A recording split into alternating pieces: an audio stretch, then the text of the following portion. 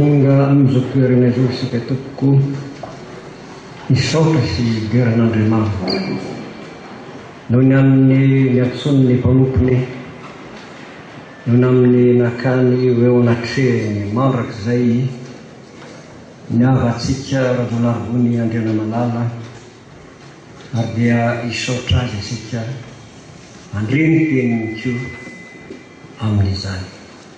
Ny fandarana moa dia fambany masitsika izay nalahatra ny fianakaviana ary dia anomboka izany isika amin'ny famakiana miaraka.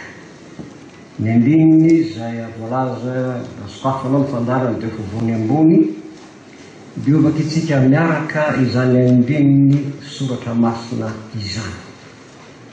Kanefa raha izao dia fantatro fa velona ny mpanafitra ahy ka hitsangana any amparany ambony vovoka izy. Ary rehefa levina ny hoditra izao simba izao sady afaka minofoko aho dia hitan'Andriamanitra. Eny, izao no ahita azy ary ny masoko no mijery fa sy olo-kafa. Epitsangana anaovantsika hira izay fa volahatra ny fandarana avy amin'ny FFPM fahatelo, ny andininy voalohany sy ny fahatelo isaorana ny Andriamanitsika. Epitsangana no anaovantsika izany hira izany tompoko.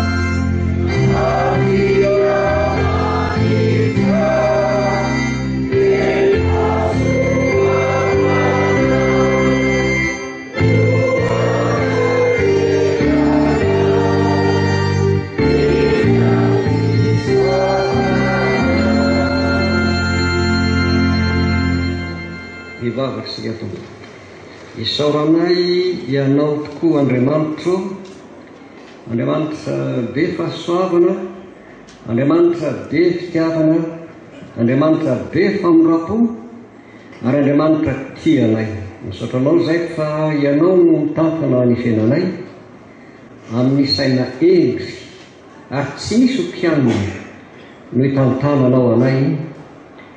Ary izay atrehanay ankehitriny dia fantatay fa fitondrana avy aminao zany ary isaoranay ianao eny fa na dia mangidy aza izany. Misaotranao zay ny amin'izao fotoana izao izay ahafahanay mideranao, misaotranao koa izay ahafahanay mandreny ny teninao ny fampahery amin'izao fotoana izao. Apetraka ambany fitarihany fananao masina izay fotoana ataonay eto ho voninahitra anaranao amin'ny anaran'i Jesosy Kristy Tompo. Amen. Petraka sy Tompo. Izao dia no ny anjarany ny antoko-pia.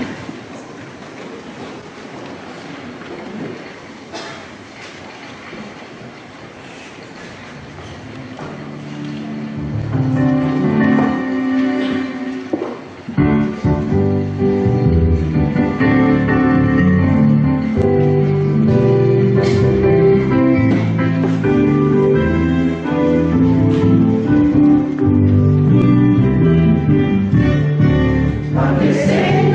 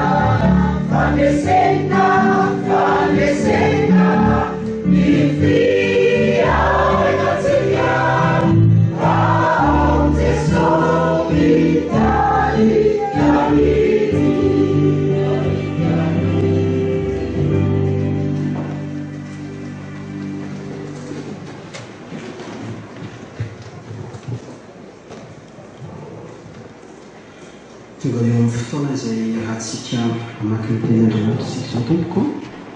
Ny vakiteny voalohany dia hitantsika ao amin'ny Salamo 170 manomboka amin'ny 1.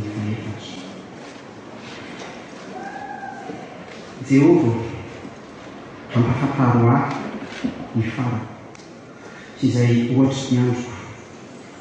Aoka ho fantatro fa mokandalo aho. Indro, efa nataonao vovom-pilatanana ny androko, ary ny fiainako toy ny tsinitsinina eo anatrehana.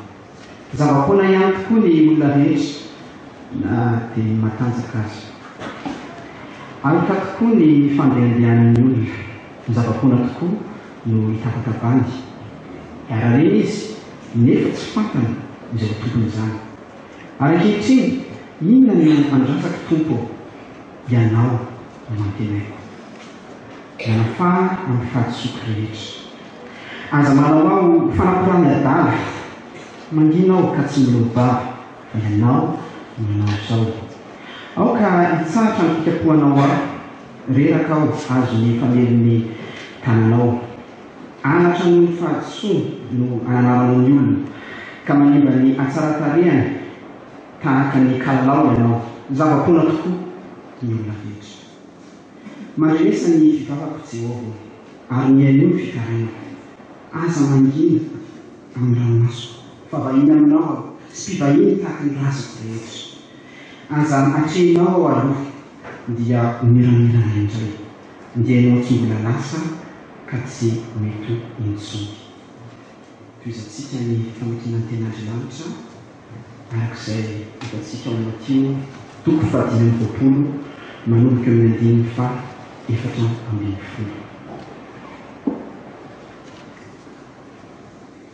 Fanjakany lanitra dia tahaka ny olona izay efa andeha ho any an-tany hafa ka ny antso ny mpanompony dia nanolotra azy ny fananany. Ho any anankiray no mety taneta dimy, ny anankiray no ny anankiray iray samy arak'izay fahaizany avy dia lasa nandeha izy. Ary miaraka tamin'izay dia lasa ilaina indray taneta dimy ka natao mivarotra izy, ary nazo tombony taneta dimy koa izy. Fa toy izany koa, ilaina indray ny roa dia nahazo roa ny tombony. Fa ilaina indray ny iray kosa dia lasa miady ny tany ka mandelina ny volan'ny tompony. Ary no miela dia tonga ny tompony ireo mpanompo ireo ka nampilaza azy ny amin'ny volany. Ary no nanantona ilaina indray ny taneta dimy dia nitondra taneta dimy koa izy ka nanao hoe tompo, taneta dimy no natolotra ao aho. Indro, nahazo tombony taneta dimy koa aho. Ny tompony taminy tsara zany, ry mpanompo tsara sady mahatoky. Na tompoko tamin'ny kely ianao dia hotendraiko mpanapaka ny be, midira ny fifalian'ny tomponao. Ary no nanantona koa ilay nandray ny taneta roa dia hoy izy, tompoko, taneta roa no natolotra ao aho. Indro, nahazo tombony taneta roa koa aho. Ny tompony taminy tsara zany, ry mpanompo tsara sady mahatoky. Na tompoko tamin'ny kely ianao dia hotendraiko mpanapaka ny be, midira amin'ny fifalian'ny tomponao. Fa ny nanantona kosa ilay nandray taneta iray dia nilaza hoe tompoko, fantatro fa olona mila voatsiary ianao, mijinjena amin'izay tsy namafazanao ary manangona eny amin'izay tsy nanahafanao. Dia natahotra ka lasa nandelina ny tanetanao tao anatin'ny tany. Indri lasanao ianao. Ary ny tompony namarika anao tamin'ny hoe ry mpanompo ratsy sady malay. Efa fantatro ao fa mijinja eny amin'izay tsy namafazaka ao ary manangona eny amin'izay tsy nanafa. Koa tokony honampanana ny volako tamin'ny mpanana vola ianao, ka raha tonga ao dia ho nandray ny ahy mba minjana. Koa alao aminy ny taneta dia homenonay manana ny taneta fo, fa izay rehetra manana dia homeno ka hanimbe izy. Fa izay tsy manana kosa na dia izay ananana azy dia alaina aminy. Ary ario ho any amin'ny maizy anivelany ny mpanompo tsy mahasoa, any no misy ny fitonanena sy ny fipitrona nify. Hofanantsika famakiana ny ten'Andriamanitra ao amin'ny taratasy faharoa izay nosoratan'i Paoly ho an'ny Korintiana ao amin'ny 4 ka manomboka ny 5:11. ary tsy ketraka izahay fa na dia mianelina azy mitoetra ivelany dia vaozomaisanazy kosa mitoetra anaty fa ny fahorinay maika izay vetivety foana dia maika miasa fatratra indrindra ka mahatanteraka voninahitra mavesatra maharitra mandrakizay manay raha tsy mijery mihity izahay fa ny tsy hita fa ny hita dia vetivety foana fa ny tsy hita no maharitra mandrakizay miaraka ivarakitra tompo Andriamanitra anayo amin'izao fotoana izao izy dia mitodika aminao ary mivarakanao sotranao satria ianao ilay Andriamanitra izay mora azo indrindra ao anatin'ny famoviana. Andriamanitra tsy misy fampinoana azonay ao anatin'ny famoviana raha tsy aminao. Ianao Andriamanitra no Andriamanitra ray ny fampinoana. Ianao no manana izany ary manome izany aminay araka ny be ny famondraponao sy ny be ny fitiavanao ankehitriny. Miarika izao famoviana izao izay dia mitondra mbavaka manokana ny fianakaviana izay nilozan'ny tompoko lahy. Ianao Andriamanitra mahita ny fahoviana izy ireo. Ianao Andriamanitra mahita ny fo izay maharitra vokatry ny fisahana an-tany. Ianao Andriamanitra nefa no saoranay sy dirainay indrindra satria afaka mitodika aminao izay, afaka miantso anao izahay ary ianao dia mamaly miantsinay. Misaotra fa omenao ao anatin'izany mivavaka izay azonay miresaka aminao. Misaotra koa fa omenao Andriamanitra ny teninao satria amin'ny alalan'izany teninao izany dia miteny aminay ianao, mampaheranay, mampirisika anay ianao.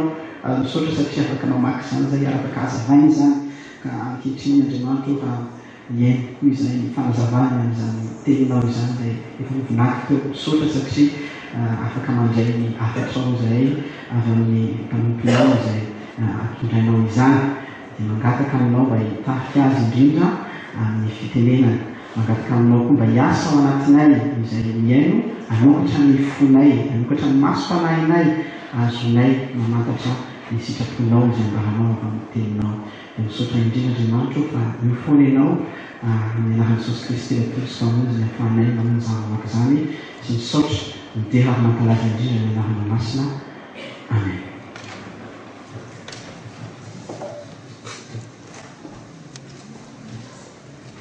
Alohan'ny resatsika amin'ny fanazavana ny tenin'Andriamanitra izay hoentiny ny ray aman-dreny Paola Rakoto mpitandrina dia ataontsika mpitsanganana ny hira izay voalaza ny fandarana Efesiana roa telopolo sy efajato indininy voalohany sy fahatelo.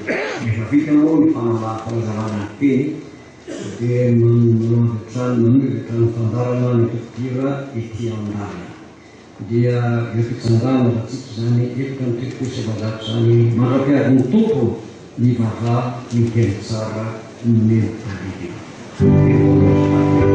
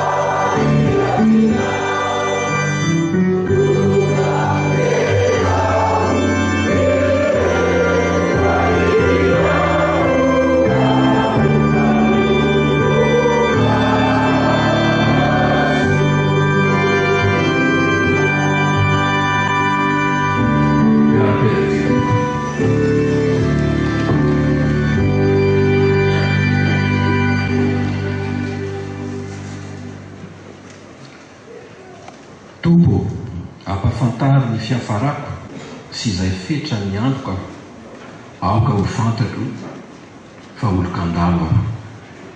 Nandao antsika ny avantsika rajonarivony lalàna fatarany maro azy amintsika. Malahelo ny fontsika ny laozany zanaka, raitapo, namana, havana, sakaiza. Manahy mena adidy amin'ny fotoana toy izao dia maro ny zavatra tiana ho resahana. Ary sahirana ihany mifidy hoe inona no tsy ho resahana amin'ny vanim-potoana toy izao. Voalohany indrindra ny amin'ny havantsika izay notimandry. Faharoa anisan'ny mahamaina anay amin'ny fotoana toy izao hoe fa inona marina moa dia atao hoe fahafatesany ity. Aiza izy izao, maninona izy izao, inona no ambadika io? Raha misoratra masina ny jerena. Fa indrindra ny tiana ho resahana sy asiteny dia ny ampiolona sy ampitraka ny fianakaviana. Kanefa iloko fa ny mahatsara itsika indrindra ny andro mahory toy izao dia ny miaraka mitodika amin'ilay tompony izao rehetra izao, ilay tompontsika, ilay raintsika. Fa iloko fa izay no mahatonga antsika tenanana finoana, fahatokiana ary indrindrindrindra azo hery sy fampiolana. Tantarana vehivavy iray izay nitomany rery vao mangeran-dratsy teo anilan'ny fasana izay vao avy nandevenana ny olona tena akaiky azy. No tiako iarahantsika amin'ny saintsaina amin'ity andro mahory ity. Toy izao no hitantaran'ny Jaona ny amin'izany. Jaona toko 20 vakitsika manompony 9 voalohany. Tamin'ny andro voalohany amin'ny herinandro dia nandeha vao maraina mbola maizimaizina hakany amin'ny fasana Maria Magdalena, ka nahita ny vato vao aisotra tamin'ny fasana. Dia niazakazaka nakany amin'ny Simona Petera sy ilay mpianatra tiany Jesosy izy, ka niteny tamin'ireo hoe nalain'ny olona tao am-pasana amin'ny Tompo, koa tsy fantatra izay nametrahany azy. Dia nandeha i Petera sy ilay mpianatra iray ka nakany amin'ny fasana, dia nahita ny fasana foana izy mirahalahy ireo. Andiny fahafolo. Dia lasa indray ny mpianatra mody tany aminy. Fa nizama nitomany teo ivelan'ny fasana i Maria. Ary raha mbola nitomany izy dia niorika mitsirika tao am-pasana, ka nahita anjely roa mitafy lamba fotsy mipetraka teo, iray teo andoha tamin'ilay nandriny fatin' Jesosy, ary ny iray teo an-tongotra. Ary ireo taminy, rahavehivavy, nahoana ianao no nitomany? Deo izy taminy, satria nalain'olona ny tomboka ka tsy fantatro izay nametrahany azy. Rehefa nilaza izany izy dia nitodika ka nahitan'i Jesosy mitsangana teo, nefa tsy fantan'i Jesosy izy. Ho Jesosy taminy, rahavehivavy, nahoana ianao no nitomany? Iza no tadiavinao? Nataony mpiandry sahy izy ka hoy izy taminy, tompoko, raha ianao no naka azy teto, lazao amiko izay nametrahanao azy, fa izaho akazy ihany. Hoy Jesosy taminy, ry Maria. Dia nitodika izy ka niteny tamin'ny teny hebreo hoe Rabony, zanaka, mpampianatra. Hoy Jesosy taminy, aza manindry aho, fa mbola tsy niakatra tany amin'ny ray aho, fa mandehana makany amin'ny rahalahy, ka lazao aminy hoe miakatra any amin'ny raiko sy ny rainareo aho, ary ho any amin'Andriamanitro sy Andriamanitrareo. Maria, eto amin'ity tantara ity dia olona malahelo, kivy. Azo lazaina hoe tena efa namoy fo mihitsy. Maty ny Tompo. Ilay olona tena tia azy sy namonjy azy. Ilay olona tena akaiky azy. Ary indrindrindrindra ilay olona nantenay nitondra zavatra teo amin'ny fiainany. Raha ho an'i Maria dia nitondra fanavotana ho azy ny Israely ray manontolo mihitsy. Ao anatin'ny alahelo tanteraka, fomba fitentsika azy amin'izao fotoan'izao, anatin'ny shock mafy dia mafy, Maria no ny fahafatesan'i Jesosy Kristy.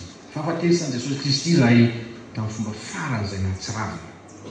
Ao anatin'ny fahatsopana tena lalina indrindra koa.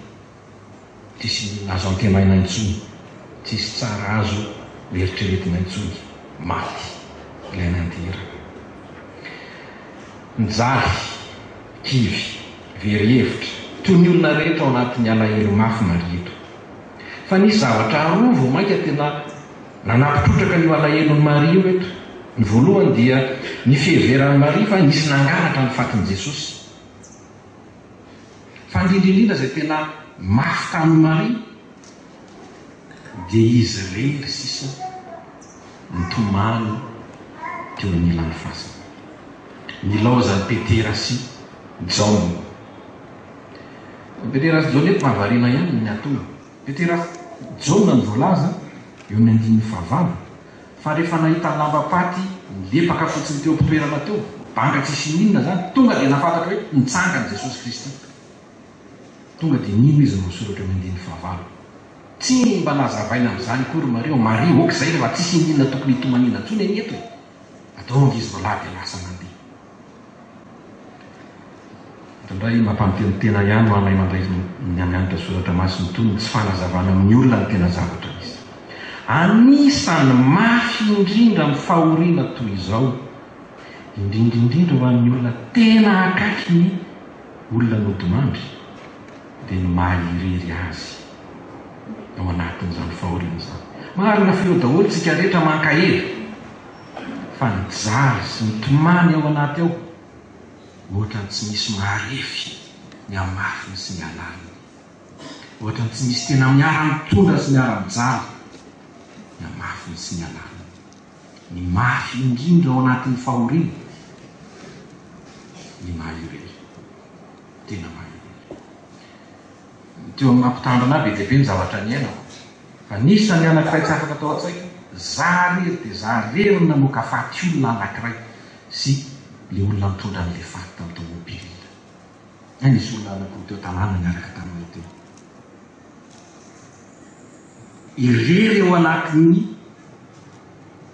tsy avako tsitsiko le olona koatra mazava ny resaka fa tena tsisy ninona enao rery sisa miatrika ny zavatra rehetra.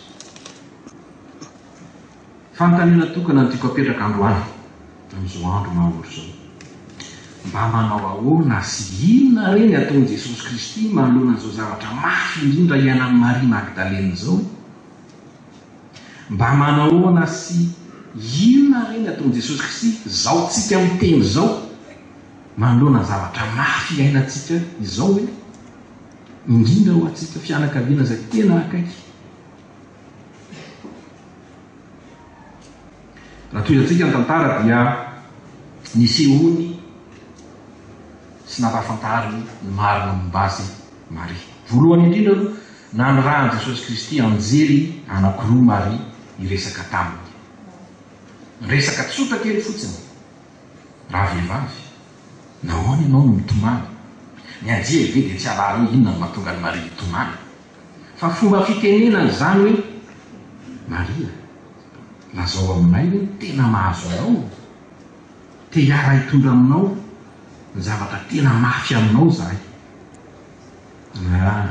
Tsy nisy liditra tany sain'i Maria zany rehetrarehetra izany. Ny olona anankiray vao mahita anjery anankiray fotsiny miova ambony ambany tany aman-danitra. Maria efa anjery anankiroa miresaka aminy ny ao anaty fasana foana, dia ohatra ny mandeha ho azy amin'ny Maria ery izany miresaka amin'ny anjery izany sy manazava resaka. Rehefa tsy tena naomby firesahana tamin'ny Maria dia mitombo mivantana mihitsy miseho taminy, miresaka taminy dia mbola nametraka fanontaniana taminy koa. Raha vehivavy, nahoana ianao no mitomany? Iza ny tediavinao? Inona ny tena tediavina? Inona ny tena ilainao e? Jesosy Kristy ve tsy alala ny antony hitomarian'i Maria sy ny tediavina? Fa fomba iazany amin'ny Maria zany hoe Maria, zara ho amiko ny tena mavesatra aminao, maninona ianao? Lazao amiko koa izay tena ilainao, fa tena hiaraka aminao, tena hanome an'izany ianao aho. Inona ny tediavinao? Fa tsy mbola nisy niditra amin'ny sain'i Maria koa zany rehetrarehetra izany.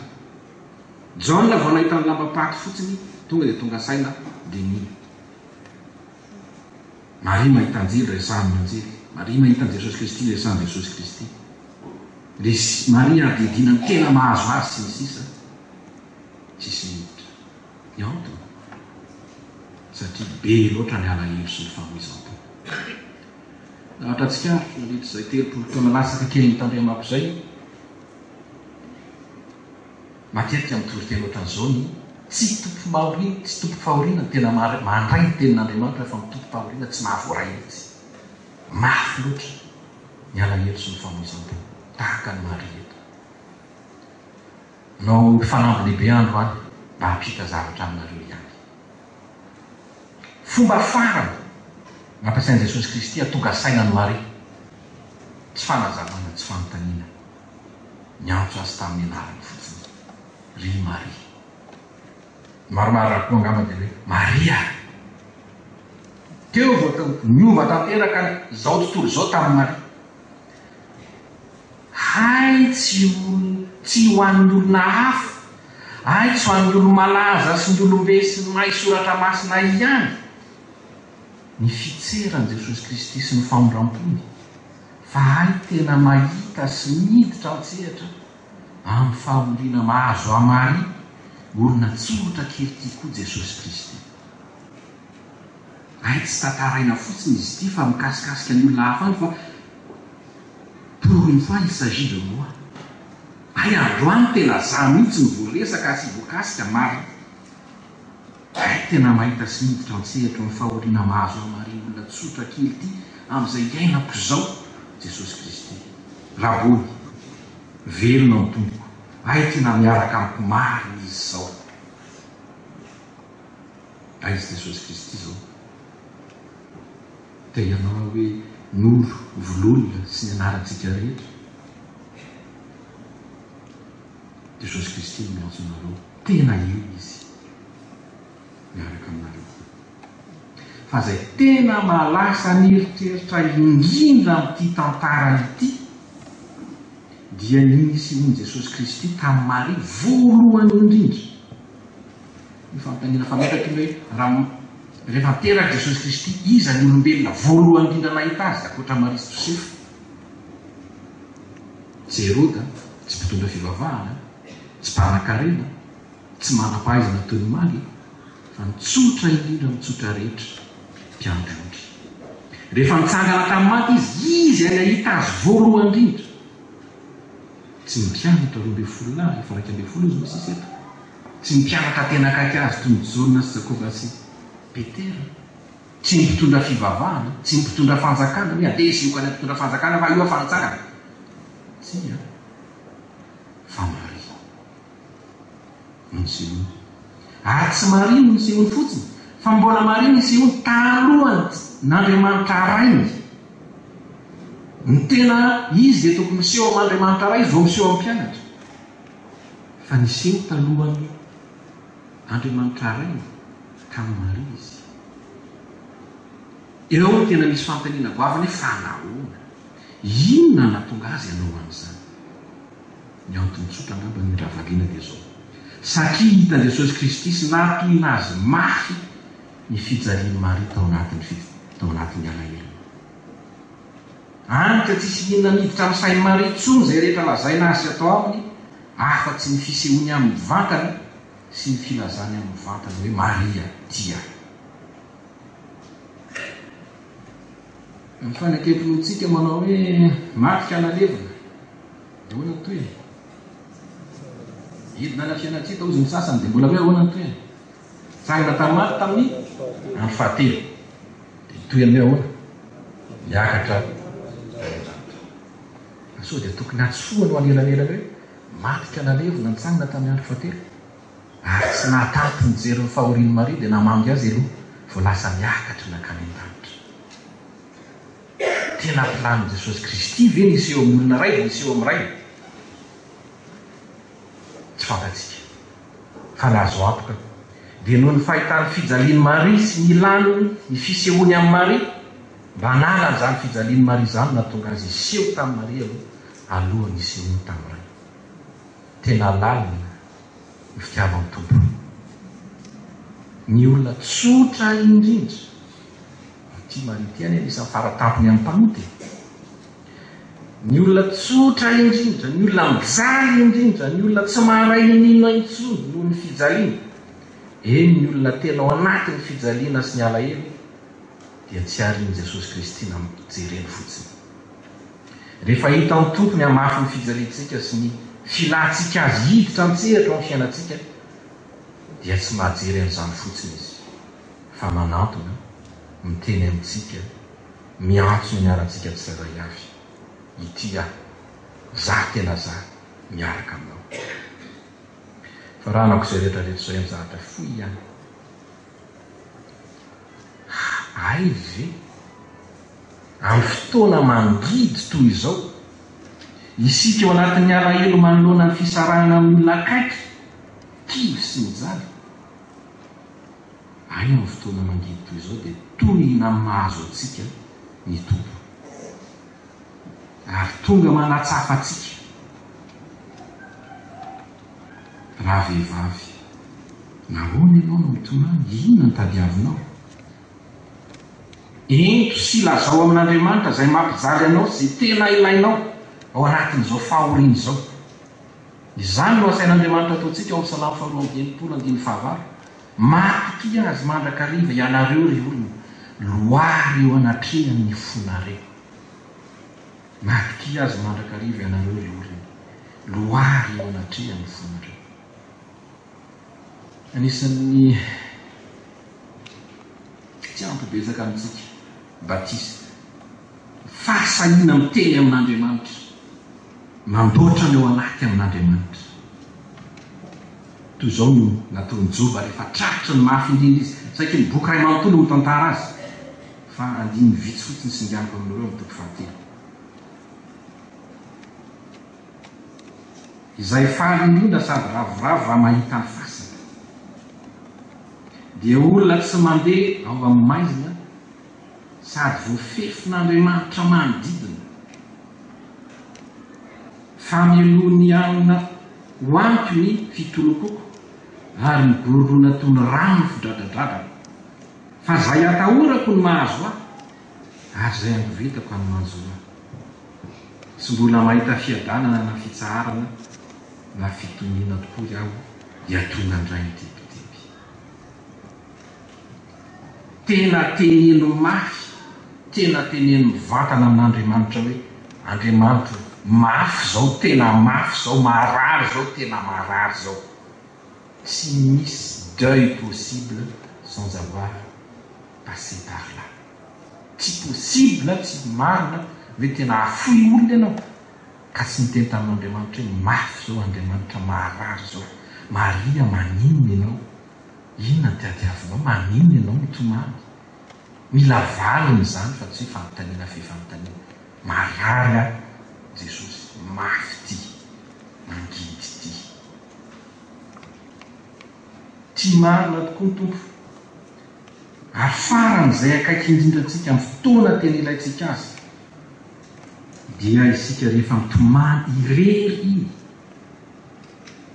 Tantara tena marina anankiray, tantaran'ny ankizivavy kely anankiray izay namoy ny reniny. Tsy lahitra nampionona nandritra ny andro maro. Tapitra nakao aminy daholo ny ray aman-dreny teo an-tanàna, ny mpitandrina, ny antom-panahy, nanomboka fanaitsona ny manampahaizana amin'ny fanampiana sy ny sisa. Vao mainka ranomasina vosina ny ilay tovovavy. Niala maina daholo ny olona rehetra dia mba nisy tovovavy kely namany nakao aminy taoko efa lasa doriny. Zany na vitsivitsy ora maroaro tao izy dia zay dia mivoaka. Dia mivoaka koa ilay tovovavy namoy reny dia nangina. Dia toy dia tsisy gaga daholo ny olona nanontany azy fa inona nataonao tao kay? Dia izy indray gaga nanao inona sa nanao inona sa nanao inona? Petraka teo akatiny fotsiny dia niara ny tomamy taminy teo. Zany nataon'i Jesosy Kristy tamin'ny Maria.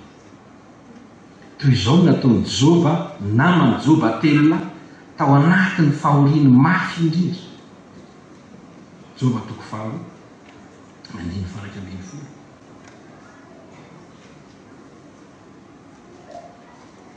Rehefa reny sakaizan'i Joba telo ny fahoriana rehetra izay nanjoa dia samy nanangy avy tany amin'ny fonenany avy izy dia faza temanita bildada sohita ary tsofara namatita ifanotony izy ireo mba ndeha hitsapalahelo sy ampiona azy ary nanompony maso ny teninavitra teny izy teolahy ka sy nafantatra azy dia nanandratra ny feony ka nitomany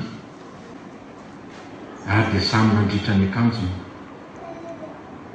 izy rehetra ka nanipivovoka teo amin'ny lanitra iraraka amin'ny lohany ary niara nipetraka teo aminy tamin'ny tany 7 andro sy 7 alina izy nefa tsy nisy niteny tamina na dia indray-bava akory aza satria hitany fa mafy loatra ny fahoriana manana tena manana isika tena zanak'Andriamanitra mety tsy manana namana tena akaiky sy tsopo toy ilay tovovavy kely teo angamba isika mety tsy manana namana tena faratampony amin'ny fahendrena toy any Job angamba isika ka mahafantatra hoe tsy fotoana hitenenana inino zao fa fotoana hitomanina miaraka aminy fotsiny fa manana an Jesosy Kristy izy tena mihitsy miaraka amintsika izao dia isika izao zay mitomany iry eo anoloan'ny fahafatesana sy ny fasina toy ny androany nivavaksika Andriamanitra rahana eo mideranao zay mankasitraka anao zahay tsy manana na inona na inona mitsiritina na amin'iza zay tena zanakao na mivampotoana inona na mivampotoana inona indrindra mivampotoana mafy toy izao fa manana anao tena mahita ny fijalianay toyna mahazo anay te hiresaka aminay te hiaino ao anatinay tena miara-mipetraka aminay miara-mitomany aminay miaraka aminay deranao zay Andriamanitra mankasitraka anao izany fahatsaranao indrindra izany zay tsy miankiny aminay tsy miankiny amin'ny ataonay tsy miankina amin'ny fahatsaranay fa izany fotsiny ianao aminay tena zanakao deranao sy mankasitraka anao indrindra izay amen.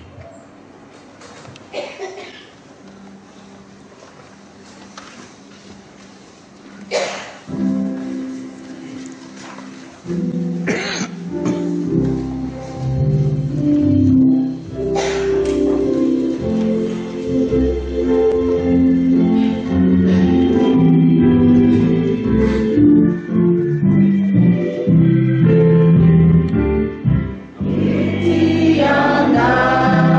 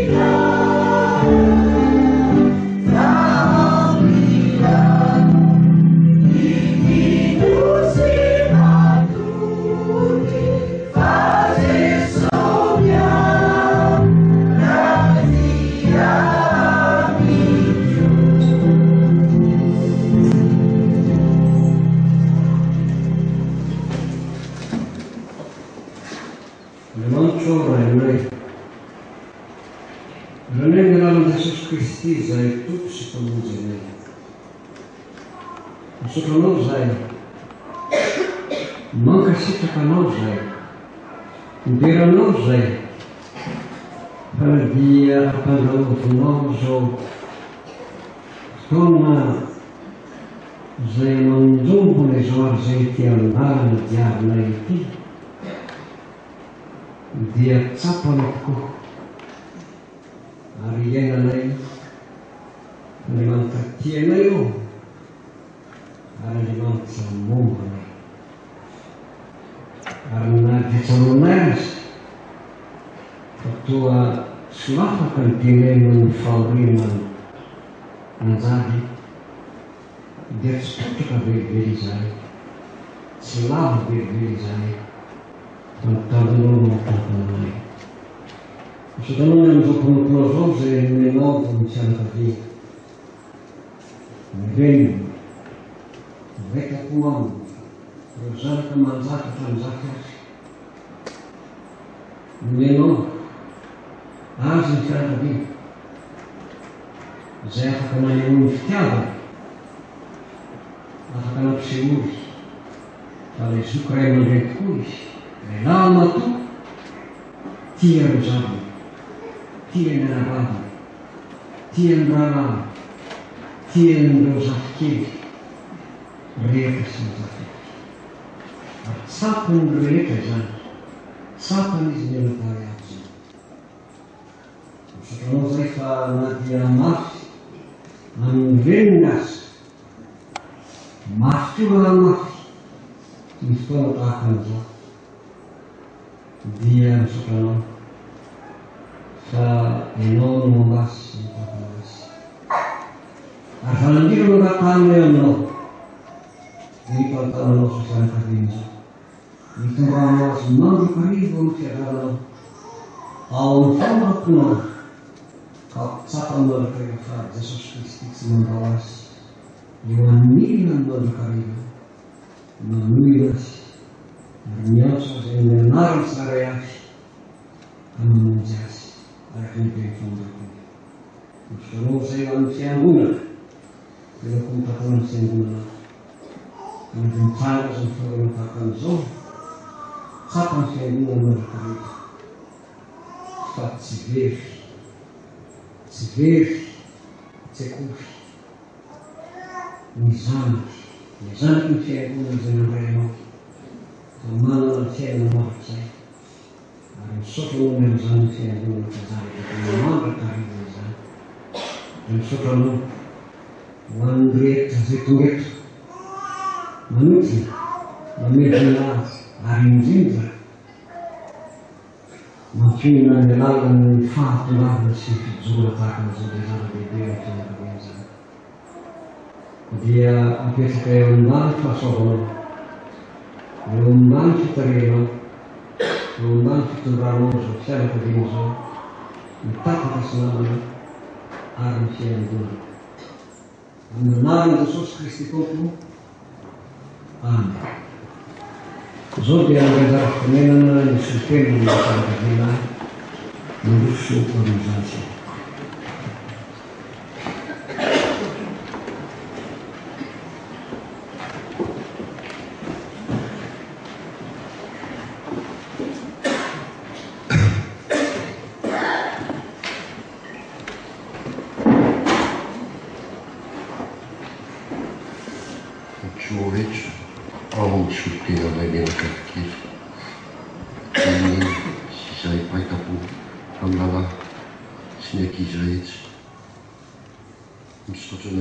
Izay amin'ny fitantanana ny fiainanay, misaotra an'Iray aman-dreny olona sy ny fiangonana etokato vato,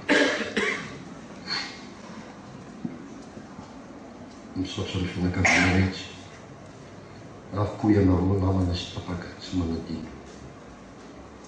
Ilalahy araka ny nahafantaranay firaitapo azy dia be fitiavana, tia avana ary tia namana ary mino izay fa tsapanareo koa izao. Koa misaotra anao rehetra tsy hakanaraka, namaly soa izany fitiavana izany ankehitriny. Andriamanitra ny amalifidianareo kosa misaotra tompoko.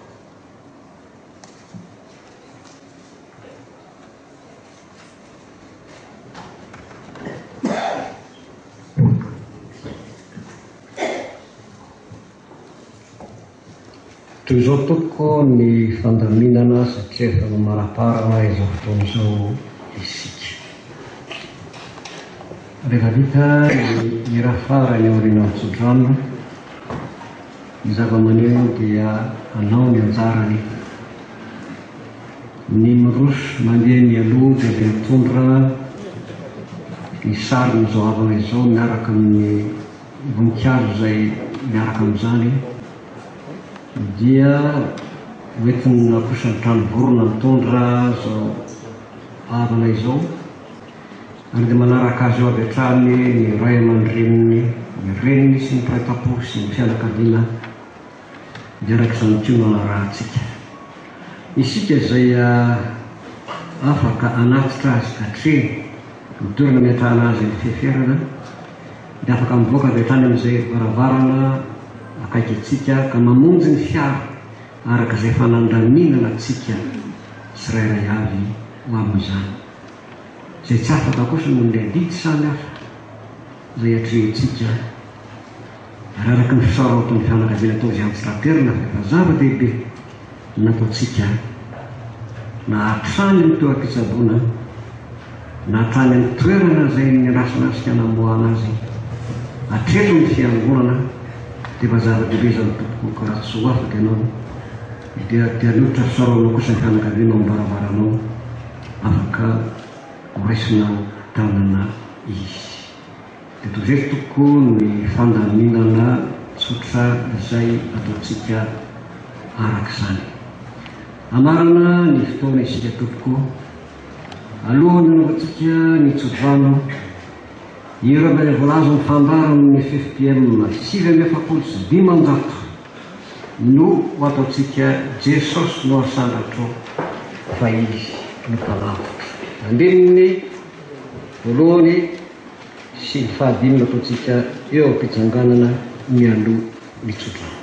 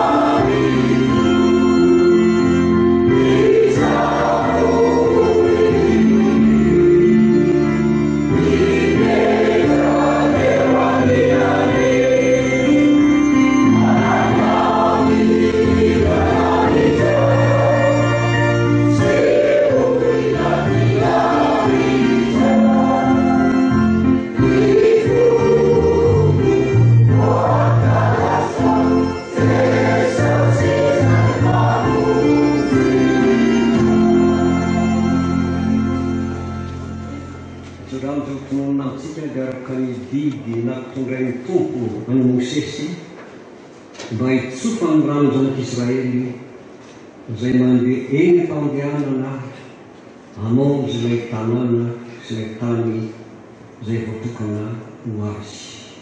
itayanao an'ireny tompo ka iaro namirapiratra ny taviny aminao an'ireny tompo kafanindra foanao anandratra ny taviny aminao an'ireny tompo ka nomeanao fiarana. Amen. Kirano varoa telopolo isa fimariko ny programa azavela. Amen.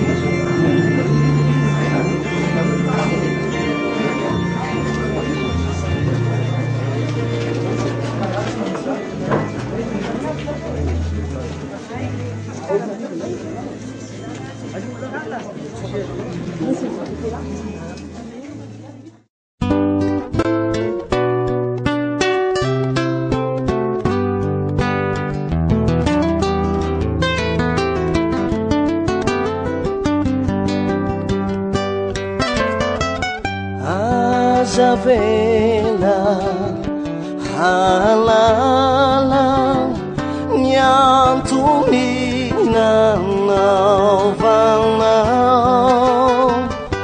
ni arriva mamanala na ireu maraina vao si utakatini sajo saire tralatao nyangata hakurirajo haukau atukiana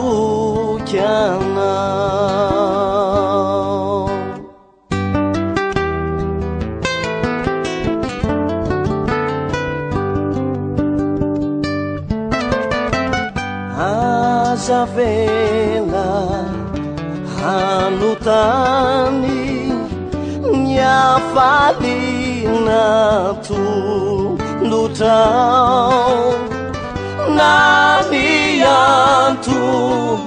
nitumani efai takwatiza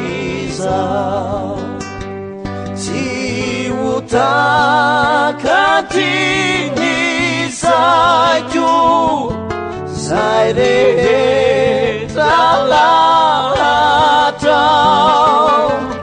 nyangata hakurirajo haukau atukiana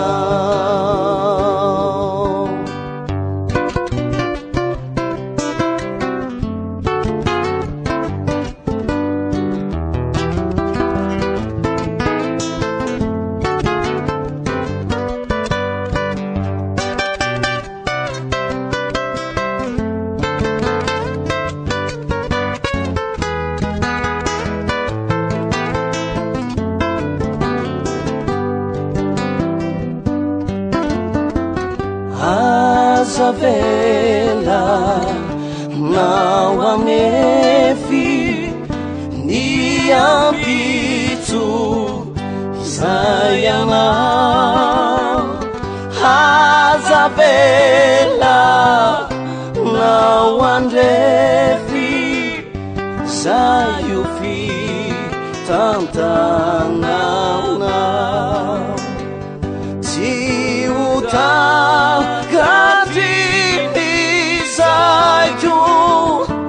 zaire talatao nyangata hakurirajo haukau atukiana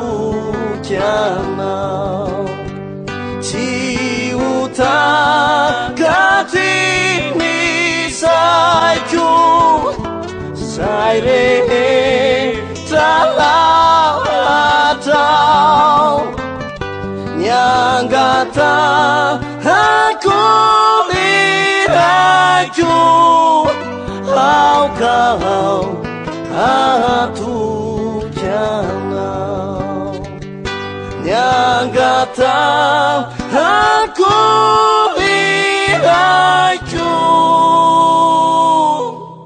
haukau atukiana.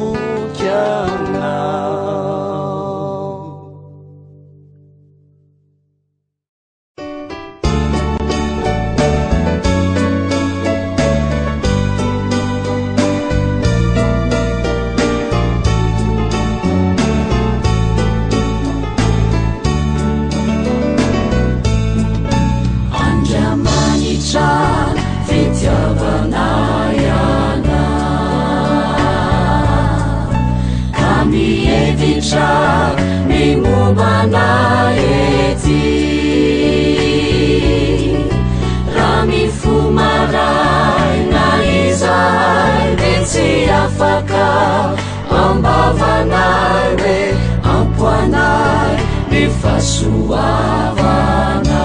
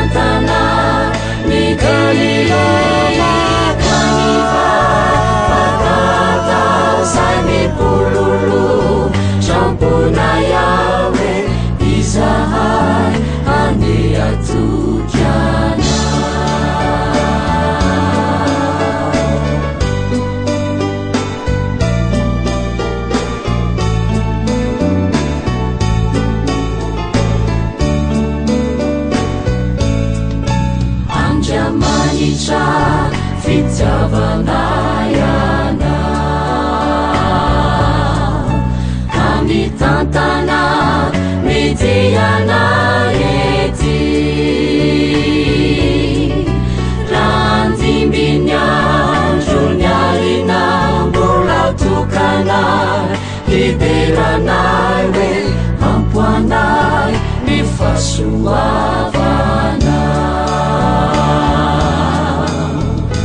ramara na mibalika niandronay ety